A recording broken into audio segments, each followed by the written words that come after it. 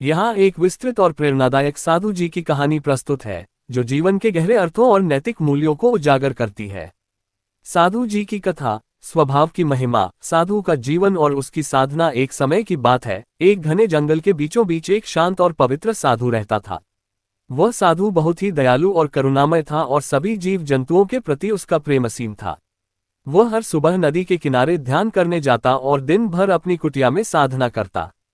उसकी करुणा और प्रेम के कारण सारे जंगल के जानवर भी उसका आदर करते थे। बिच्छू की घटना। एक दिन की बात है, साधु अपने ध्यान में लीन था। तभी उसने देखा कि एक बिच्छू नदी में गिर गया है और डूबने की कगार पर है। साधु तुरंत उठ खड़ा हुआ और बिच्छू को बचाने के लिए नदी के किनारे पहुंचा। उसने अपनी हथेली बढ़ाई और बिच्छू को उठाने का प्रयास किया। जैसे ही साधु ने बिच्छू को उठाया, बिच्छू ने उसे डंक मार दिया। साधु का हाथ जलन से भर गया, परंतु उसने बिच्छू को नदी से बाहर निकालकर किनारे पर रख दिया। शिष्य का प्रश्न। साधु ने फिर से ध्यान करने का प्रयास किया, लेकिन थोड़ी ही देर बाद उसने देखा कि वही बिच्छू फिर से नदी में गिर गया है। साधु ने पुनः उसे बचाने का प्रयास किया और इस बार भी बिच्छू ने उसे डंक मार दिया।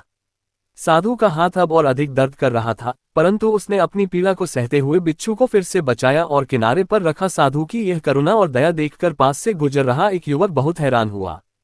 उसने साधु से पूछा, गुरुदेव, आप जानते हैं कि बिच्छू आपको डंक मार रहा है, फिर भी आप उसे बार बार बचा रहे हैं, ऐसा क्यों? साधु का उत्तर। साधु मुस्कुराए और बोले, प्यारे बालक, ये बिच्छू का स्वभाव है कि वह डंक मारे, लेकिन मेरा स्वभाव है कि मैं दया करूं और मदद करूं। यदि वह अपने स्वभाव से नहीं बदल सकता, तो मैं भी अपने स्वभाव से क्यों बदलूं? साधु की बातों ने युवक को गहरे विचार में डाल दिया। उसने महसूस किया कि वास्तव में हमारे कर्म और स्वभाव हमारे जीवन की दिशा तय करते हैं। साधु की यह करुणा और दयालुता किसी भी परिस्थिति में बदलती नहीं थी, और यही उसकी महानता थी। महामारी का प्रकोप। कुछ दिनों बाद गांव में एक महामारी फैल गई। लोग डर और असमंजस में थे और कोई भी एक दूसरे की मदद करने की स्थिति में नहीं था। साधु ने अपने दयालु स्वभाव के अनुसार गांव वालों की मदद करने का निर्णय लिया। उसने अपनी कुटिया छोड़ दी और गांव में जाकर लोगों की सेवा करने लगा। वह बीमारों की देखभाल करता, उन्हें दवा देता और उनकी हर संभव सहायता करता। धीरे धीरे साधु की सेवा और करुणा के कारण गांव वालों की स्थिति में सुधार लगा। लोग स्वस्थ होने लगे और महामारी का प्रकोप कम हो गया। गांव के लोग साधु के प्रति अत्यंत आभारी थे और उसकी महानता को समझने लगे थे।